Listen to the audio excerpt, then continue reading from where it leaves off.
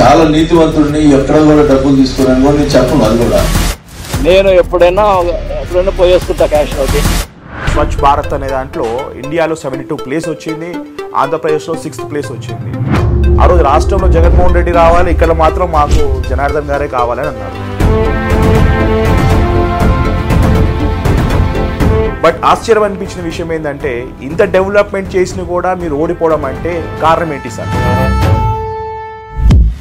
కమ్మపాలెం అని చెప్పేసి ఇక్కడ ఉంది. ఖమ్మంలో తప్పితే మిగతా వాళ్ళు రాకూడదా, ఆ రూట్స్ లెవెల్లో తీసుకెళ్తాము. అదొక కొంచెం డ్రాబ్యాక్ అయింది. జగన్మోహన్ రెడ్డికి ఒక్క అవకాశం ఏంటి అని చెప్పి నవరత్నాల్లో ఏదైతే అతను మాయమాటలు చెప్పాడో ఇవన్నీ చెప్తున్నారు, కానీ మీ అభివృద్ధి మాత్రం వాళ్ళకి నోచుకోలేకపోయిందా సార్? కరెక్ట్ ఎలక్షన్స్ 1 month ముందు, గత 4-5 రోజుల కిందట సేమ్ రిమ్స్ ఘటన జరిగింది. కరెక్ట్ ఎలక్షన్స్ ముందు 1 month ముందు ఏంటి సార్ మీరంతా అగ్రెసివ్ పాలిటిక్స్ చేస్తుంటారు? శ్రీనివాస్ రెడ్డి గారి కోడలిపై మీరు దాడి చేయడం ఏంటి సార్? నిజంగా ఒక ఆడబిడ్డ పైన. నేను వెళ్ళే లోపలికి అతను కొట్టుండారు. అతను రోడ్డు మీద కూర్చొని ఉన్నాడు. ఆల్రెడీ ఇక్కడంతా పగిలిపోయింది. నేను వచ్చిన తర్వాత వాళ్ళని అట్టే తీసుకొని పోయి ఎస్పీ దగ్గరికి పోయాము.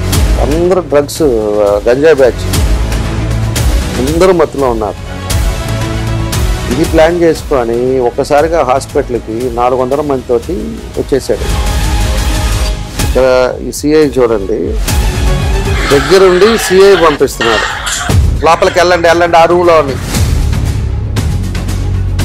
చేసి మళ్ళీ మా వాళ్ళ మీద తన్నించి మా మీద ఎస్సీ యాక్ట్ పెట్టారు. మీ పైన SC ST attempt murder case కూడా రావడం జరిగింది. ఒక సిఐ పోలీసుల మాదిరి పనిచేయట్లా. మన ఇంట్లో గుమస్తా ఉంటే ఎట్లా పనిచేస్తాడు?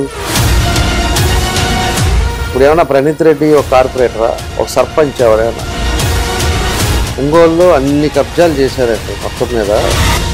ఒక IAS అతను రిటైర్డ్ అయిపోయి చెన్నైలో ఉంటే అతని జాగా కూడా కాంపౌండ్ కట్టున్నారు. అప్పుడు జగన్మోహన్ రెడ్డి గారు పిలిచి ఈ రకంగా కబ్జాలు చేస్తున్నావు, మర్యాద కాదని చెప్పేసి అతను వార్నింగ్ ఇచ్చే పరిస్థితి వచ్చింది. జగన్మోహన్ రెడ్డి అభివృద్ధి వర్సెస్ మీరు 6 గ్యారెంటీ. అభివృద్ధి అంటేనే తెలుగుదేశం.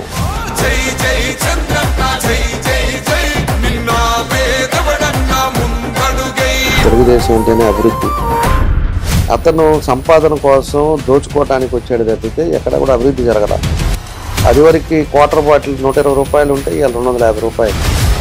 వైఎస్ఆర్సీపీ మాజీ ఎంపీ ఈ పార్టీలో రావడానికి ప్రధాన కారణం మీరే.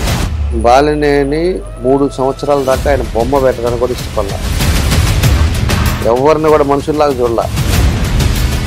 ఈయన బాలినేని శ్రీనివాసరెడ్డి కూడా తెలుగుదేశానికి రావాలని చెప్పి విపరీతమైన ప్రయత్నాలు చేశారు. సార్ ఇది మీరు ఏదో వేగ్గా మాట్లాడుతున్నట్టున్నారు. ఆ పొద్దు జగన్మోహన్ రెడ్డి గారు రిజైన్ చేసే టైంలో జగన్మోహన్ రెడ్డి వెంట మంత్రి పదవి కూడా వదిలేసుకుని వచ్చిన వ్యక్తి. బాబు గారితో మాట్లాడాడు, లోకేష్తో మాట్లాడాడు, అందరితో మాట్లాడాడు. అందరు కూడా నన్ను అడిగారు. జగన్మోహన్ రెడ్డికి అతనికి కాంట్రవర్షియల్ అయింది ఫైనాన్షియల్లో.